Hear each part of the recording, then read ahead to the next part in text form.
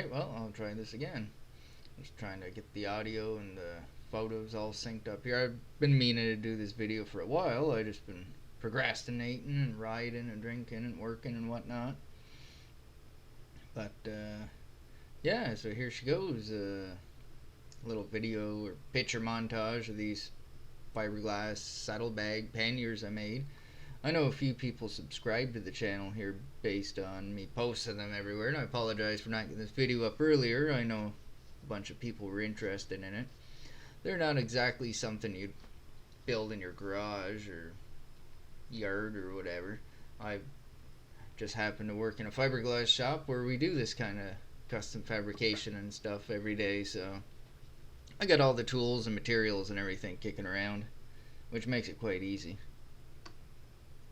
So you can kind of see in the background here, I got some pictures of the rack system I got. It's dirtracks.com, I believe. They made the pannier racks and the tail rack and everything, and she just all mounts right to that. So here's the basic plans I just kind of sketched up. I kind of eyeballed some other ones, panniers I liked, and measured up the side of my bike, figured out what size kind of fit and how big it'd be to hold all my camping gear and everything. It's not overly big for the small 250, but it does have a lot of room. I think it's roughly 30 liters, so I figured it out. So what we have here is a 1/2 inch plywood. I think she's good on one side. I just took my plans there and just laid everything out. I cut it in one sheet actually. And this is just to make the plug, not to make the actual saddlebag itself. You'll see as we go. So this is the pieces I cut out. I just made shims basically, little blocks inside, and it's just glued together, hot glue. I did this on our cutting table here just to try and make sure everything was as square as can be, because it'll help when you're popping the part of the mold later. If it's the wrong direction, she'll never pop. If it's right square, it's tight. It's nice to have a draft going the other way, so it just kind of whoop slides right out, but that wasn't the case. You'll see later. There toward the glue gun is just fiberglass strips. They're 1.25 by 1/8 by whatever lengths. They're actually rulers that we make for the forest industry and whatever. I had some extras in stock, so I cut them up to use for my home project. Why not? There I have the rulers all cut to length, just glued in place there to make the 45s, the bevels on the corners of the box. And there she is, getting the old Bondo to it. Instead of trying to cut triangles to fit in the corners of the top and the bottom where the rulers are, I just packed full of Bondo and sanded out later. And sanding out Bondo in some of the cracks and holes on the, even though it was good one side, it still wasn't that nice. And I wanted it as smooth as possible. There she is, starting to take a bit of the shape there. We got a couple of sanders and die grinders and whatnot. Makes it nice being in a fiberglass shop. I don't have to worry about where the dust goes. It's everywhere anyway. So once I get it fairly smooth, I popped a hole in the top there and put a screw in it.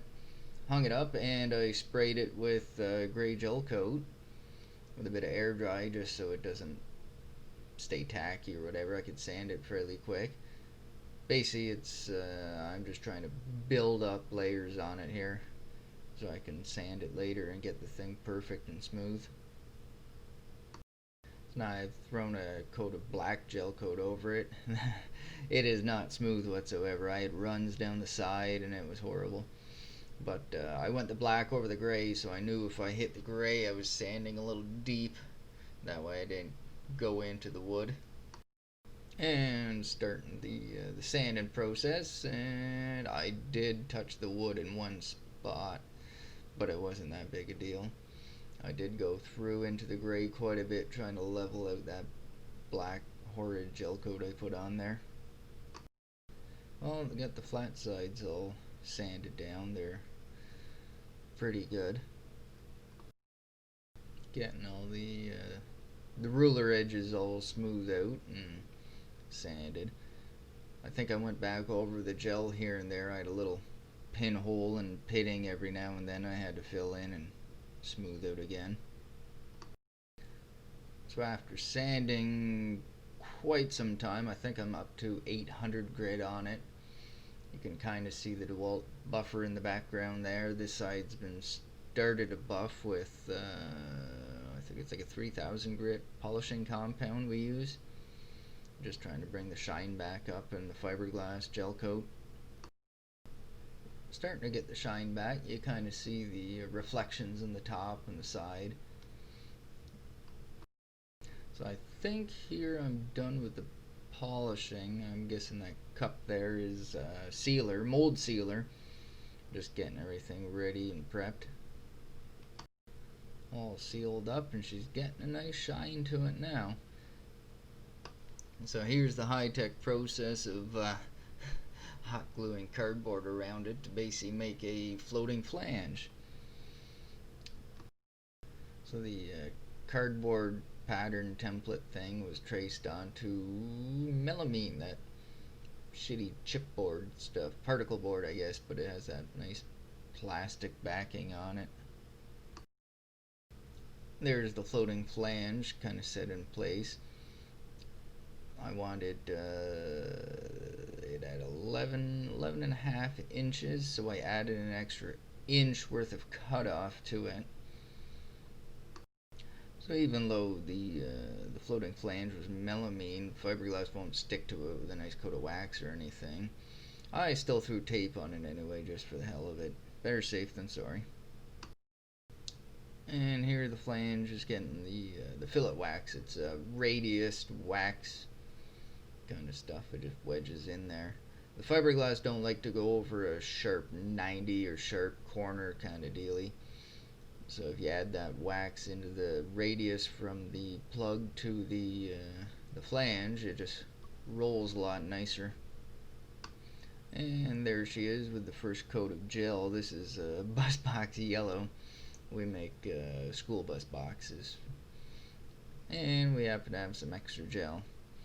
And this is the beginning of the mold. Actually, I should have mentioned that wood bit that I was making first is the plug. So whatever the final part's gonna look like, that's what the plug has to be. So if you have any kind of imperfections, little pitting or anything in that first plug, it'll transfer to the mold, and hence every piece you pull out of that mold will have the same defects in it. So you need it to be perfect. So here she is all laid up. I think I got 5 layers of 1.5 ounce fiberglass mat on it, and then plus I think this is 2 ounce core mat. It's supposed to prevent flexing and that. It's nice to use in big flat areas to keep it straight and from twisting. And here I've just stuck some cardboard to it over from the flange up to the body and fiberglassed it, just to reinforce that flange. As long as you keep it from twisting, the side walls won't twist and it holds everything a lot better. So here I've basically drawn diagonally each corner on the bottom of the mold, drilled a hole through it, through the mold, but just till I touched the plug. It wasn't actually through it. I put air to it, and that's as far as she blew out, and it was stuck there. So I guess that's where it was staying for the time being. That's what I was talking about, having a draft on it. If it was the bottom of the black bit was tapered in, it would just whoop and pop right out. If it's tapered the other way, any kind of, just even a 1 degree, it won't pop out. And of course I made the thing perfectly square, so it's wedged in there really well. So it blew out enough that the flange from the body mold I just prepped, and I'm just gonna lay up and make the lid mold right like this. I'll just have to I think it's 4 inches out now, and I only want 1.5 inches, so I'll just have to trim extra off it, which is fine. Because the only way that plug's coming out is smashing, and then I can't use it again. I've made a mold like this before, and what I did is I tried using the bottom of the bag flipped to become the lid, but it even out 1-2 degrees or something's not perfectly square, it's not going to line up. With this method, it's going to line up because you're making both molds from the same part, and your cut line's basically going to be at the same, so it's identical on that plug. You'll see as we go. So there she is with the bust box yellow gel on there. I planned on making these bags black, so if I use yellow gel for my mold, when I spray black into it later, I'll know I have good coverage, versus making the mold black and spraying black onto it. You're not going to be able to see very well. And same as the bottom section, I got the 5 layers on there, a bit of core mat, but the core mat you can't really drill through worth a damn, so I got 2 strips on the top because I'm going to drill a blowhole through the dead center of it there, and I got the cardboard in to reinforce the flange on it as well. So you can kind of see beside the plug behind the mold my saw there. The lid part of the mold popped off just fine. It's shallow enough, it just boop, came right loose. To get that bottom out, I basically had to run the saw around and cut the plug in half and then smash the sides in. That's why it was nice just making everything with hot glue. I could just pop the wood apart instead of having to really pry and twist at her if it was glues and screws and whatnot. And there's the top and the bottom molds done. That is a hell of a lot of work so far, and all I've done is make the mold. I haven't actually made a part yet. So here's the 2 halves being prepped. I used mold sealer inside of them, and then I think I got like 6 layers of release wax put on by hand, let haze, and then buff off.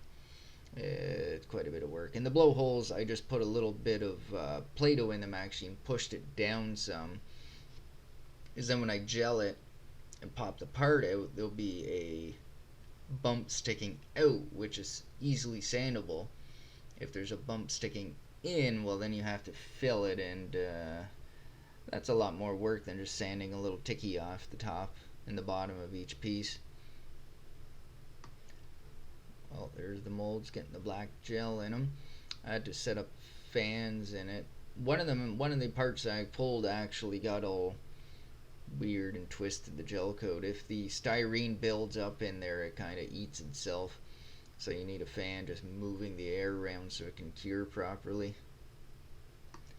There's the lid laid up after the gel cured. I put 3 layers of 1.5 ounce mat in there, and it goes out over the flange, and there's 1, 2, 3 pieces. Basically it goes wrapped around the skinny side to the long side of the skinny side, and the 2 halves are split like that, and the bottom base is 1 piece, and it overlaps on all the 45 angle pieces, so it's actually 6 layers of 1.5 ounces on all the 45, so it's a little overbuilt, I guess.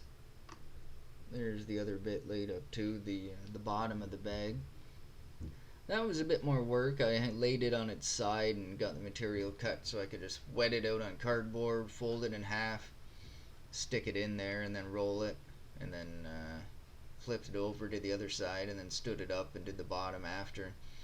And same thing, I put the fan in just to make sure any styrene wasn't building up in there so it didn't attack the gel. Give it a nice finish, I guess.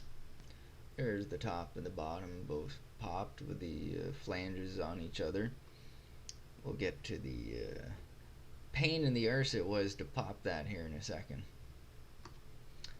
So the part is on the bottom, the mold's on the top, and I probably spent 3 hours trying to get it out with these speed clamps reversed so they were prying apart from each other. With no draft, it does not want to come loose. Eventually, I figured if I put 2x4s in there and then just wedges and kept prying at it, it would come loose alright. And actually, the second set that I built of these molds, or parts, sorry, I got to pop that far with the air. It would pop out 1.5 inches, which was fine. So I was able to wedge 2x4s in there, screw it to the wood section of the floor where I'm working, and then wrap the mold and use a ratchet strap to the I-beam overhead for the crane system. And it was lifting the floor. I have video somewhere else of that. Maybe post in a different video, but it is a lot of pressure to pull those out. There's the lid and the bottom all trimmed up. We got a big drill press here with a cutoff wheel. I think I get a picture of it coming up. Basically, I set the blade for 1.5 inches for the lid, 11.5 for the base, and trim that flange off. You gotta keep the flange though. You want to mark them for orientation and which one they came off and all that for later. But yeah, when they fit back together, it's identical to the original plug. Like, if I didn't destroy it cutting it out, you could put the plug and the part side by side and they'd be identical. Well, the mold is 4 inches for the lid. If you cut it at 1.5 inches and you cut the base at 11.5, and you measure to the opposite side of the cut blade, basically they line up perfectly, which was my big issue the first time I did it. And I tried making the lid from the bottom and just flipping it over, and nothing lined up worth a damn. This is the only way to get it to line up perfectly. There's the cutoff wheel of death. Notice all the guards and everything there. But those are the two flanges there. I've marked them so I know which one goes with which base, I believe, and the orientation, how it goes on there. So that marking the orientation and which one goes with which, I took the flange, the cutoff section, and gave it a couple wraps of tape and waxed the bejesus out of it, and then fasten it back onto the base just using masking tape. Here we'll see in the next shot. There they are, taped back on there, all ready to go. There I've put 2 layers, I believe, 3 layers of 1.5 inch mat, just like a 2-inch strip all the way around that cut edge, overlapping 50-50 onto the tape section. And the tape's been waxed, like I said. So basically what I'm doing here is, once that cures, you rip that flange off, and now you have an inner lip.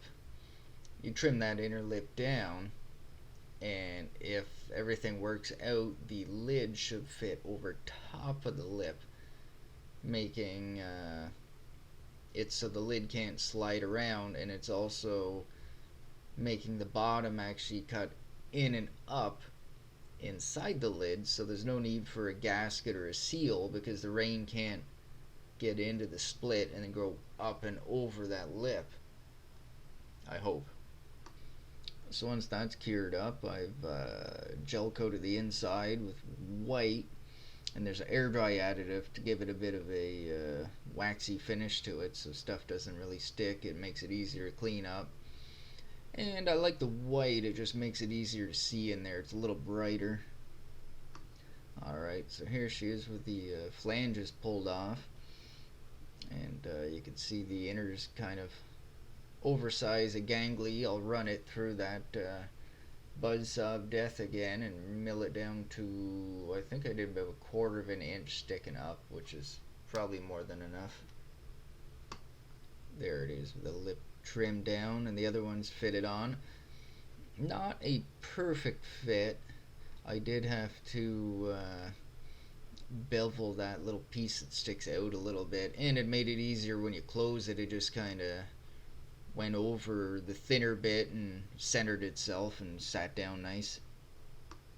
There's a reflection of me in the side. She's quite shiny. Hopefully it'll make for washing the mud off easy down the road. There she is. She's still shiny. It's just covered in dust. That's the problem working in a fiberglass shop. The dust just sticks to everything. I put these little loop things on the top here so I can run bungee cords across it. I've been putting my tent and my chair and my table and whatnot under the bungee, and it's worked out pretty well actually. So here's some hardware we had kicking around the shop. The hinges are for the bus boxes. And the big boxes go under tour buses, but we do them in yellow. I think they do them in school buses for whatever. And the latch is a butterfly latch. It's lockable, and when you twist it, it actually cinches the lid down, which just came in handy because I tend to overpack my crap when I'm camping. And there she is opened. You can kind of see 1, 2, 3, 4 toward the inside of those bolts that I have for the lid. I actually ran bungee cord on the inside, and I tucked my rain gear, my jacket and pants. They all roll up into their own pocket, and they fit up in there nice. I guess that's the last pictures here of the build. I'll toss up some pictures of them loaded up, out camping and whatnot here. There she is, all loaded up. The bungee cords came in handy there. It's oh, that's my air mattress on one side. There's a chair and tent on the other side. It worked out pretty good. I probably a little overloaded there. I didn't notice how much that bike squatted with all the weight on there. There's also a 12-pack of beer and that cooler strapped to the back, so there's quite a bit of weight on there. There's a different camping trip loaded up. Less beer, smaller sleeping bag, and I got a chair strapped to the top of this bag instead of my tent. I think my tent's on the other side. There's one of camp all set up Lanark there. I carry quite a bit of stuff with me, probably way more than I need for camping, but yeah, it's nice having stuff that you don't need and not using it instead of needing stuff and not having it, I suppose, or however the heck that saying goes.